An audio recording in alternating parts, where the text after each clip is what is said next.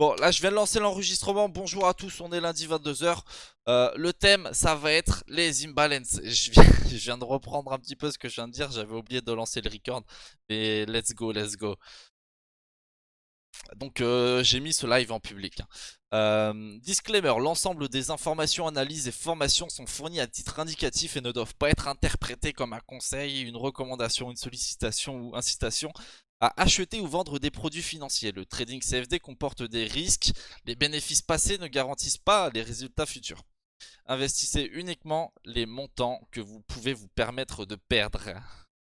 Donc voilà, super important. On est dans la légalité, attention.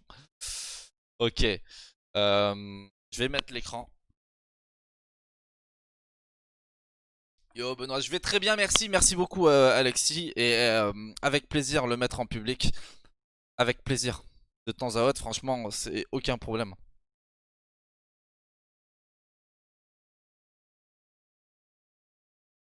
Ok, du coup, au niveau des imbalances, est-ce que vous pouvez me dire plus ou moins, il y aura le replay sur Discord pour le GOT. Je vais pas mettre le replay pour le public, ou alors peut-être pour le public. Pour l'instant, rien n'est sûr. Au niveau de votre trading, est-ce que vous vous servez des imbalances? Mettez-moi un dans le chat si vous vous servez des imbalances et si vous connaissez bien ce qu'est un déséquilibre. Est-ce que vous travaillez avec les déséquilibres? Est-ce que vous souhaitez? Mettez du coup. Non, non, non, on va arrêter. Ok, 1. Ok, non, ok, Brahim, on va voir tout ce qui est cette notion de déséquilibre et d'imbalance zone. Hop.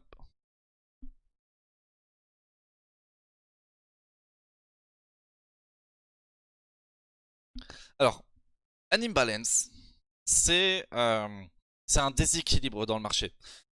On est d'accord que le marché, c'est des achats et des ventes.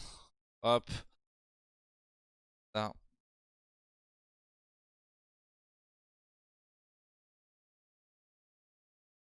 Euh, et on se retrouve avec un imbalance en fait quand le marché il est très impulsif. Donc, quand il y a beaucoup d'achats ou quand il y a beaucoup de ventes. Je vais vous montrer à quoi ça, qu'est-ce que ça représente dans le marché. De l'imbalance, en fait, c'est quand il y a trop d'acheteurs pour de vendeurs et inversement. Et je vais vous dire aussi la différence avec le gap. Je vais vous dire la différence avec le gap. Un gap, c'est quand tu vas avoir un trou dans le marché.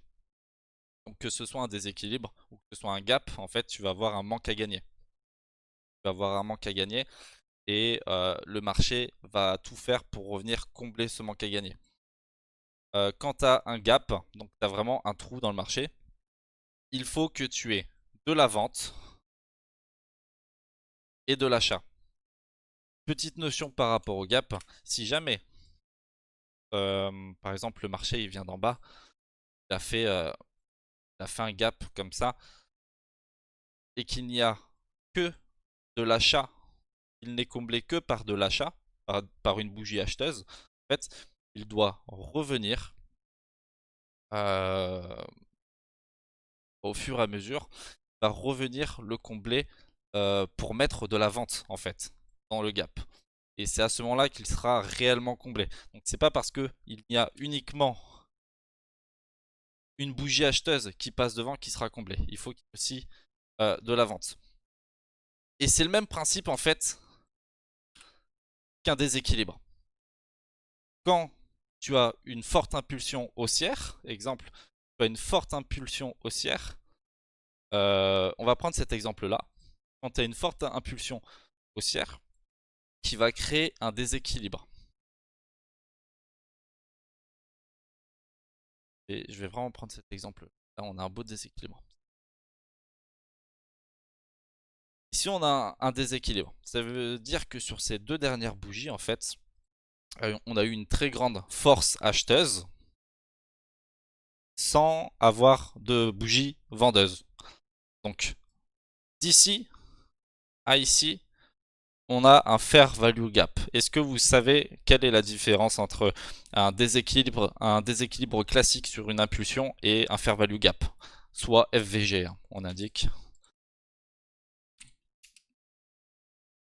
Normalement, ceux qui font du Fair Value Gap, ceux qui font du Smart Money Concept comprennent cette notion de Fair Value Gap FVG. Est-ce que vous savez ce qu'est un Fair Value Gap?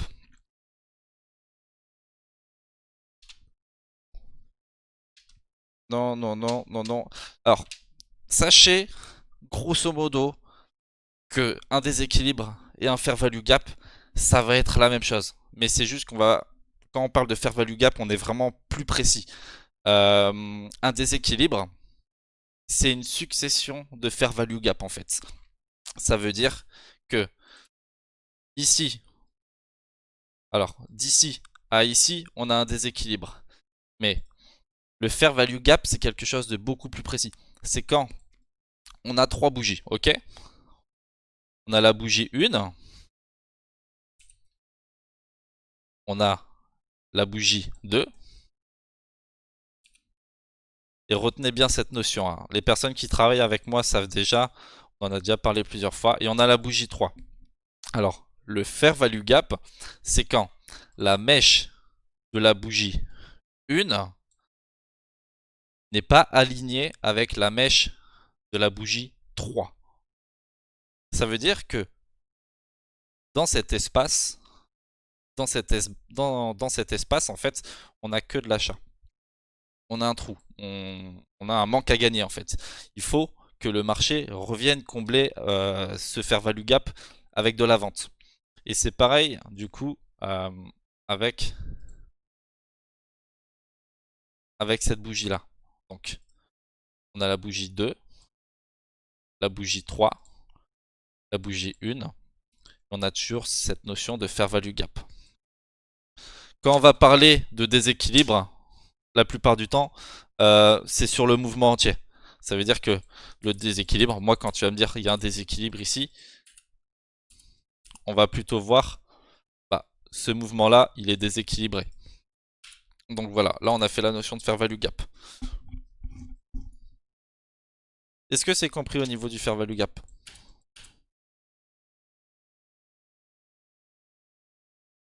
Une fois que le déséquilibre, une fois que le fair value gap est comblé à la vente, enfin à la vente ou à l'achat, une fois que le marché est repassé devant, c'est bon, on n'en parle plus. On le prend plus en compte. C'est un petit peu comme la liquidité. Une fois que la piscine de liquidité, enfin une fois que le marché a été chercher la liquidité, on peut supprimer la piscine de liquidité, elle n'existe plus.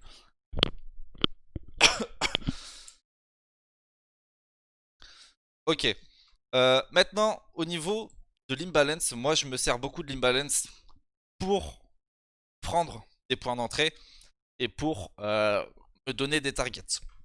Ce qu'il faut savoir, c'est que, bon, le dernier call sur la liquidité, je me sers du combo liquidité avec de l'imbalance pour prendre des positions. J'ai pas check j'ai pas trop check les marchés, mais je vais essayer de voir s'il y a quelque chose. On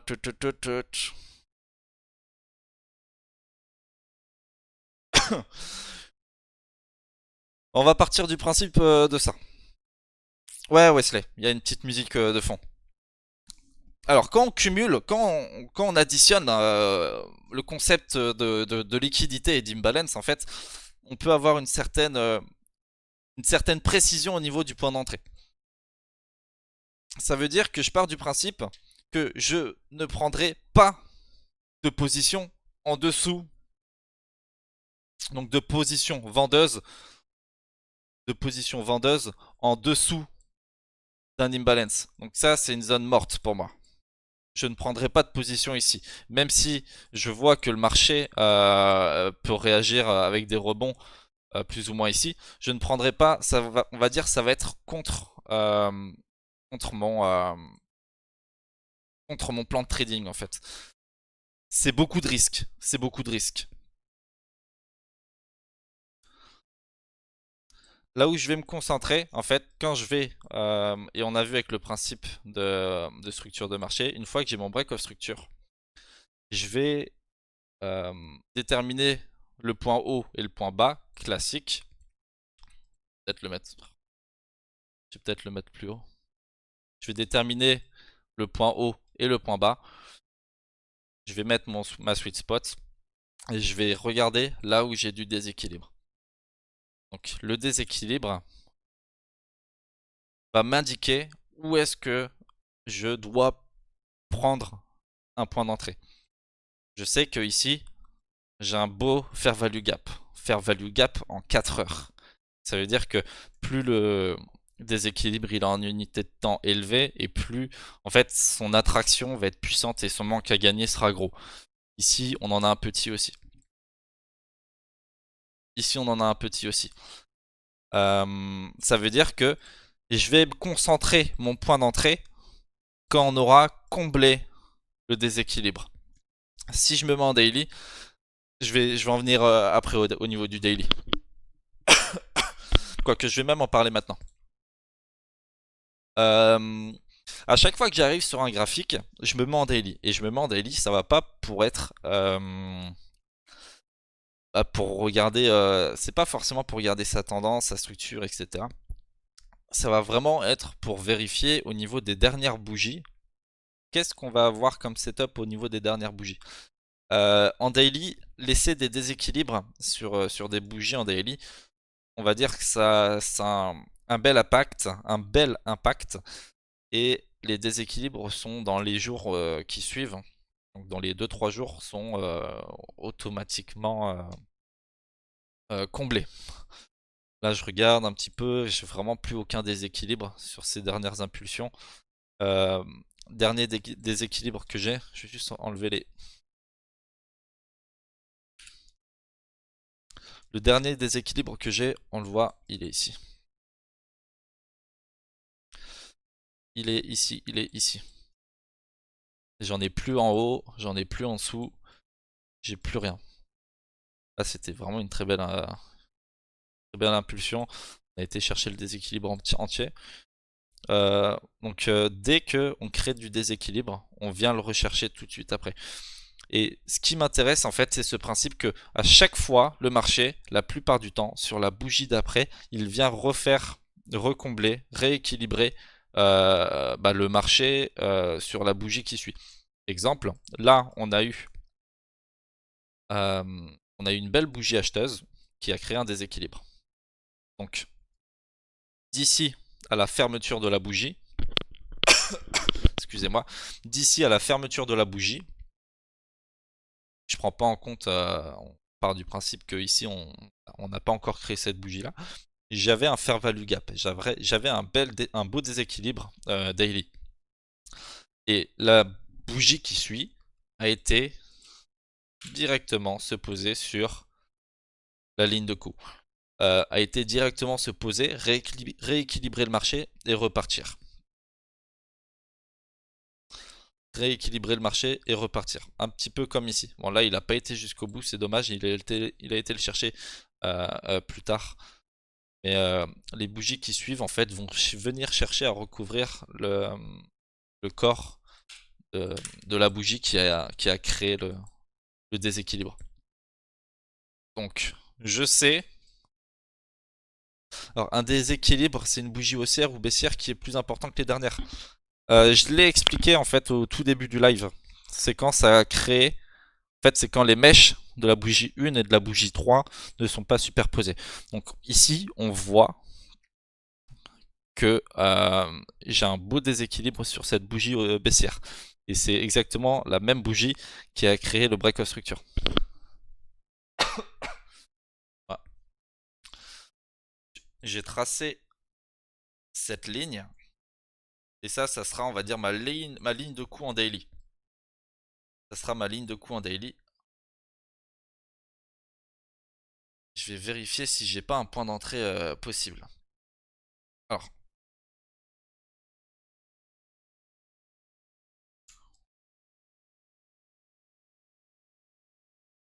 En 1 heure, là, j'aurais pu avoir un point d'entrée ici.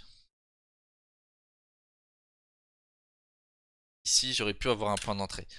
Et moi, ce qui m'intéresse, c'est le 4 heures, c'est vraiment terminer sur un PY assez puissant en 4 heures pour continuer la nouvelle tendance baissière au GBP. sans prendre en compte le fonda. Je prends pas en compte le fonda actuellement, c'est vraiment de l'analyse technique. Je suis dans ma sweet spot, donc dans mon 88.6, pile poil sur le 88.6, et je suis sûr que si je prends un 50% PY, on arrive sur le 78, sur le 88.6. Et ce PY, il est intéressant parce qu'il crée une bougie déséquilibrée. Donc on est d'accord pour dire qu'ici on a un petit fair value gap. Dans mes setups, je prends en compte, je ne prends pas en compte les, comment dire.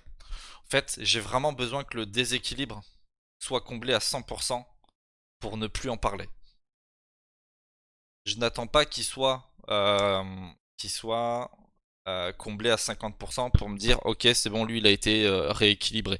J'attends vraiment le 100%. S'il n'a pas encore été rééquilibré à 100%, je vais toujours me focus dessus. Il n'y a pas d'eau à côté. Est-ce que vous avez des questions pour le moment?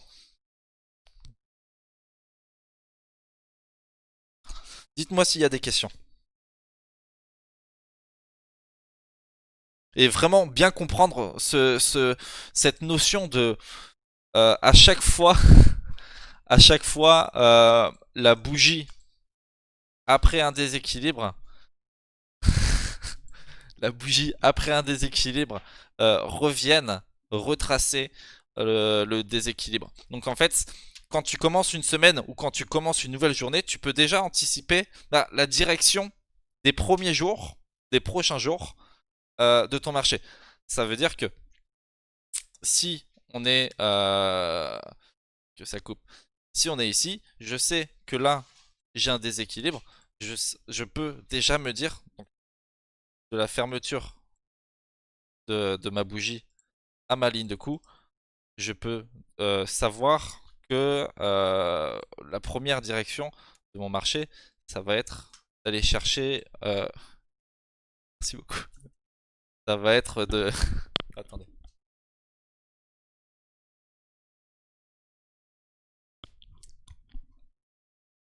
Ça va aller de chercher à rééquilibrer ce marché en daily. Parce que comme je vous dis, hein, plus on monte en unité de temps et plus le rééquilibrage est important à faire. Les déséquilibres sont donc valables après une grosse bougie puis un doji.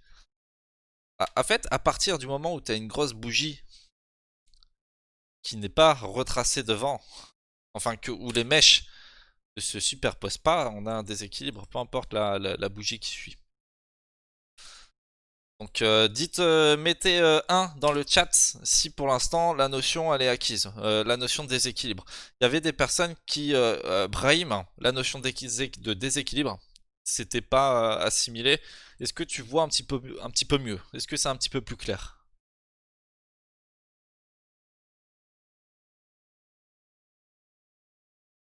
Ok, super. Donc, je vais voir si j'ai pas un autre. Alors là, c'est un exemple. Moi, je l'ai pas pris parce que j'attendais vraiment le 1 heure. Mais en 4 heures, on aurait pu trouver quelque chose. Ah, attendez. Si je le fais en 4 heures, là, on peut dire que j'ai loupé le point d'entrée. Euh, je vais le refaire en 4 heures. Hop. Je supprime ça. Un point d'entrée. Je le mets pas pour l'instant, on s'en fiche. Le setup parfait qu'on recherche, ça va être une liquidité. Pour un setup baissier, hein. Une liquidité, une piscine de liquidité. Là, elle a été cherchée avec cette impulsion ici. Une liquidité, puis juste au-dessus, un imbalance. Juste au-dessus de l'imbalance. Ici, on voit qu'on avait un fair value gap en 4 heures. Et collé, mais vraiment collé à ton PY. Donc ça va être mon PY 4 heures. Et c'est un PY qui crée de l'imbalance. Mais ça, on verra dans un prochain call. Ça doit être peut-être dans 2 semaines, il me semble, le thème du point d'entrée, du PY. Et ça, Jason, c'est ce que j'appelle c'est mon setup parfait en fait. On vient chercher la liquidité. En même temps, on vient rééquilibrer le schéma. On vient rééquilibrer le marché et on prend le PY, la PY 4 heures pour prendre ta position baissière, sachant qu'on avait un break-off structure, donc on passait d'une tendance haussière et on rentre dans la nouvelle tendance baissière. Donc là, je continue à la vente, même si ça me dérange un petit peu parce que ici j'avais un fair value gap daily sur cette bougie là et elle a été comblée. Moi, ce que je voyais, c'était justement, on n'aille pas chercher du coup l'imbalance 4 heures daily, on aille chercher le PY et que le PY nous emmène chercher le rééquilibrage daily. Alors, la liquidité doit toujours être prise pour repartir dans le sens de la tendance. Alors, par rapport à la liquidité, ça arrive régulièrement. Je me positionne, et ça, on dévie un petit peu du cours, mais je pense que ça peut aider un petit peu tout le monde. C'est que je vais me positionner uniquement pour 2 raisons. Ma première confirmation, ma confirmation la plus importante,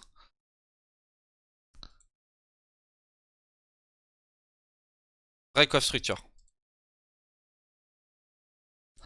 Ça, c'est ma confirmation la plus importante pour prendre une position sur le marché. Ça va être la position safe. Tu check tes BOS en quelle unité de temps. Tout va dépendre. Tout va dépendre parce que, exemple, Kevin, quand on est sur ce setup là, on va dire ça c'est un setup 4 heures ou 1 heure, tu vois. Ensuite, je ne prends pas, je vais pas prendre ma position du coup sur le PY, mon PY c'est celui-là. Je vais pas prendre ma position sur le PY au premier toucher. Je vais faire quelque chose de plus safe que ça. Une fois que je touche mon alerte, une fois que je rentre dans mon PY, là, je vais mettre en 15 minutes, 5 minutes. Et en 5 minutes, 15 minutes, là, je vais attendre mon break of structure. C'est-à-dire que ici à ici, commence à s'essouffler. On va créer en petite unité de temps un plus haut, puis un plus bas qui vient casser. Break of structure. Et là, on commence notre sell dans les notions de Smart Money Concept. Le PY, c'est la bougie d'avant l'impulsion. Alors le PY, ça va être... si je parle de la notion de PY, ça va prendre beaucoup trop de temps. Mais en fait, le PY, ça va être, on va dire, ton point d'entrée. Ça va être une bougie inverse à l'impulsion que tu prends. Par exemple, c'est-à-dire que impulsion baissière, ça va être une bougie haussière qui, en fonction de la pertinence du PY, qui crée de l'imbalance, qui est englobé, etc. Et donc, dans ta strat, tu privilégies des BOS et donc des PY. C'est ça, exactement. Vu que je reste un swinger, en fait, Kevin, je vais pas uniquement baser mes analyses sur du 1 minute, 5 minutes, 15 minutes. Je prends vraiment un mouvement swing, 4 heures, 1 heure. Et par contre, après, c'est vrai que je vais aller dans le détail pour optimiser le point d'entrée de ma position. Le deuxième setup que je prends, et c'est un setup plus risqué. C'est un setup plus risqué, mais au moins tu es vraiment à l'origine de tout le mouvement.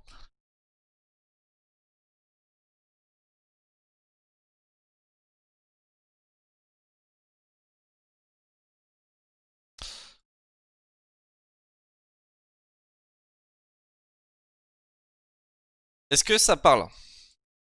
Est-ce que vous voyez ça régulièrement sur les marchés?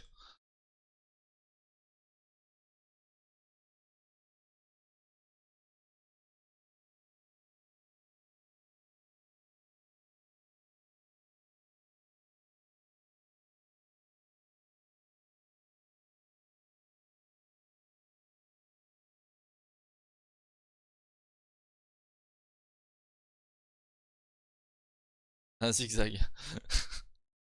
Ah. En gros, c'est ça, Amir. C'est ça. Moi, je vais repérer une piscine de liquidité, et que ce soit en grande ou en petite unité de temps. Je repère la liquidité, je vois le run qui va chercher la liquidité. Soit, bah, généralement, je me positionne pas sur ce run, même si ça m'est déjà arrivé. Je me positionne sur le PY sans même que ça casse la structure.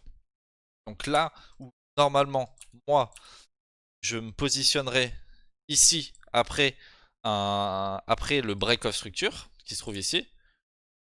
Je me positionne directement en fait, directement sur la mitigation. Et l'avantage, c'est que tu prends vraiment à l'origine de la prochaine impulsion baissière. Et là, tu peux dire que tu as snipé une tendance baissière de 1 heure, 4 heures, tu vois. Est-ce que, il me semble que je l'ai fait récemment, j'ai fait quelque chose comme ça. Attends, je vais essayer de chercher le... Attends, sur l'USD 30.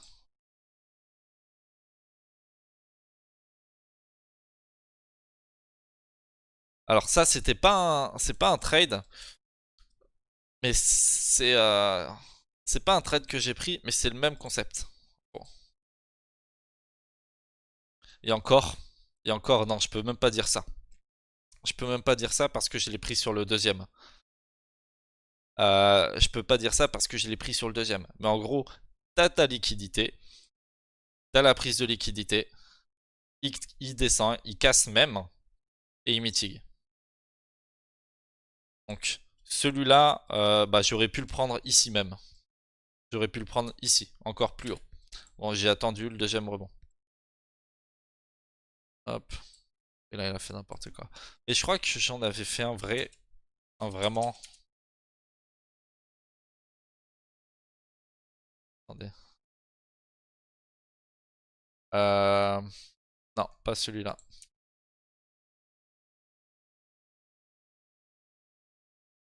Euh... Là. Attends, excusez-moi. Je check juste.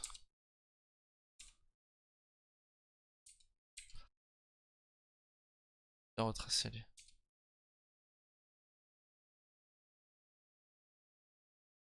Ça, euro USD, on l'avait demandé. C'est exactement le même principe. On a tout le déséquilibre en 4 heures. Enfin, déséquilibre. Je prends vraiment tout ça en 4 heures. Prise de liquidité. On vient chercher vraiment l'imbalance. Et PY qui est juste en dessous, au-dessus. Euh, et c'est un PY qui génère du coup, qui génère cette impulsion. Et le PY il est solide. Là, on a des equal lows où j'attends. Et je pense qu'on peut toujours revenir. Là, on est toujours en tendance haussière en 1 heure. Du coup, on peut encore revenir chercher le point d'entrée. Et ça serait pour prendre la vente grâce à l'imbalance et à mon setup au setup que j'apprécie beaucoup.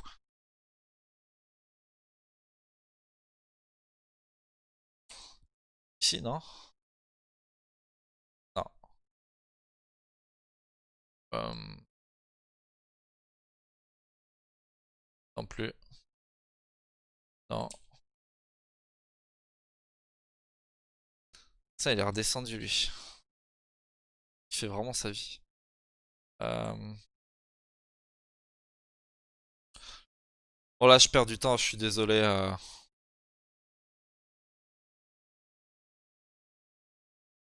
Non. Il me semblait que j'en avais pris un. Enfin bref, JVP, non. Encore une fois, ça c'est encore une fois c'est un des setups. Je retire juste c'est GBP USD. On voit que là on est passé en tendance haussière. Je vais rester en 1 heure. On est toujours en tendance haussière. On est sur un overextended market qui date de longtemps. Donc ce trade, prendre la hausse, ça reste toujours risqué. Euh, mais tant qu'on n'a pas cassé, je vois pas pourquoi je prendrais une vente. Surtout que j'ai pas les informations qui viendrait me confirmer un retournement de schéma. Juste là, en plus, on a un épaule tête épaule. Donc le prix revenir sur mon point d'entrée, c'est largement possible. Mais ce qu'on peut voir, c'est là, je me mets en 4 heures. J'analyse beaucoup en 4 heures. Je me mets en 4 heures, on a notre imbalance. On n'a pas la liquidité, mais on a notre imbalance. Mais la liquidité, je m'en fais pas en fait. Elle peut et elle va sûrement se créer. Bah déjà, on en a une là, mais j'aurais préféré qu'elle soit plus proche de l'imbalance. La liquidité peut se créer en faisant sa descente. Et mon imbalance qui est là. Donc ce que j'aime beaucoup, c'est trouver un point d'entrée. Et le point d'entrée, c'est en fait la fin de l'imbalance. Le marché va rééquilibrer, va se rééquilibrer. Et dès qu'il touche, dès qu'il a fini de se rééquilibrer à 100%, moi je rentre. Dès qu'il a fini de se rééquilibrer à 100%, moi je rentre. Si mon POI n'est pas vraiment collé, exemple, bah là c'est un POI, ça doit être un POI 1 heure. Ouais, là ça doit être un POI 1 heure. Donc je vais me corriger. Si mon POI ne colle pas à l'imbalance, je remonte mon point d'entrée. Tant pis. Combien de fois j'ai loupé un trade parce qu'il n'a pas touché le POI, il a simplement comblé son imbalance et il est reparti sans moi. C'est pour ça, le SL, on me dit le SL va être très large. Si c'est trop large pour vous, on rentre pas dans le trade, on suit son plan. Si tu as une position qui te paraît intéressante mais que ton stop loss, il te demande un stop loss trop large, je préfère ne pas prendre le trade qu'au final mettre un stop loss, par exemple. Si j'ai un point d'entrée ici, je n'aime plus, et ça je le répète beaucoup, je n'aime plus mettre mon PY, mon stop loss juste derrière le PY. Je mets toujours mes stop loss derrière le mouvement entier. Parce que pourquoi on irait casser en tendance haussière ce point bas? En fait, ça serait un refus complet de mon setup. Pourquoi tu rentrerais pas à la min value si tu as l'imbalance juste au-dessus du PY? À la min value de l'imbalance ou du PY? Je ne rentre plus à la min value parce qu'encore une fois, le nombre de fois, et ça en fait c'est juste ma stratégie, c'est moi qui préfère trader comme ça, le nombre de fois où je loupe mes points d'entrée, parce que en fait tu as 70% de chance que le prix du marché aille chercher la min value. 70% de chance. C'est-à-dire que tu as 30% de chance que le marché touche et reparte. Ou alors rentre sans aller chercher les 50% et reparte. Je suis toujours à la recherche.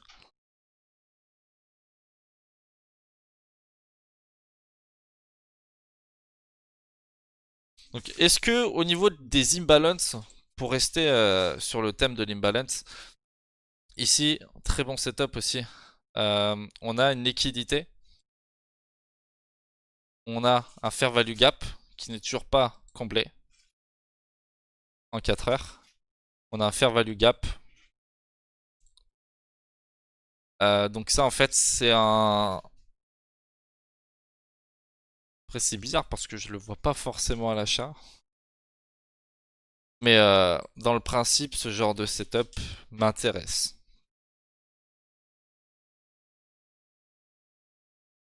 Là il a pas été le chercher. Ça arrive régulièrement. Il part, il est parti sans moi. Il peut encore remonter et aller rechercher le rebond, mais ça me paraît quand même beaucoup. Imbalance, il est beau quand même.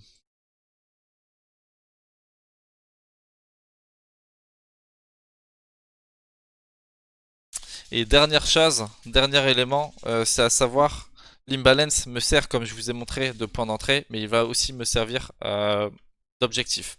Ça veut dire que si je dois me fixer un objectif, je peux très bien trouver un imbalance dans le temps qui n'a pas encore été cherché pour fixer un objectif. Exemple ici, si je rentre dans le trade, je peux très bien fixer un objectif. Soit je vais chercher le retracement à 100% de l'imbalance, soit je m'arrête à l'entrée de l'imbalance ou alors à la min value de l'imbalance pour sécuriser mon take profit. Mais j'aime bien les fixer du coup sur le POI pour aller chercher le prochain rebond, quoi, tout simplement. Et pourquoi pas prendre une vente, un achat derrière pour les plus expérimentés. Ok, est-ce que vous avez compris?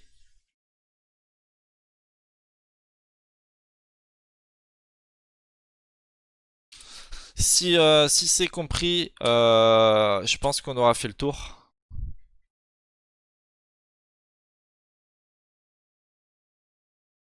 Celui-là, NZDJPI, on a loupé. Lui, il a créé des equal lows. Yes, c'est tout. Il y a 4 personnes qui ont comprises. À peu près, yes. Si jamais il y a des questions, n'hésitez pas à m'envoyer un message privé sur Discord. Mes messages, ils sont toujours ouverts. Donc, c'est tout bon pour moi. C'est tout bon pour moi. On est sur 40 minutes. C'est correct. J'espère que c'est un principe de. Oh, c'est un thème classique. C'est la base. C'est une des bases du Smart Money Concept. J'espère que ça vous aura plu. Si jamais ça vous a plu, n'hésitez pas à mettre un message sur Discord. Mentionnez-moi. Et comme ça, on kiffe ensemble et on voit le résultat de ce call. Le résultat de ce call. Le replay sortira pour les membres du GOT sur. Je vais voir avec Abdou si je le sors en public aussi. Envoyez-moi vos analyses, Kevin. Il n'y a aucun problème. Je reste vraiment à disposition. Pardon. Allez, passez une très bonne soirée et bon courage pour vos prochaines positions. Allez, salut. Passez une bonne soirée.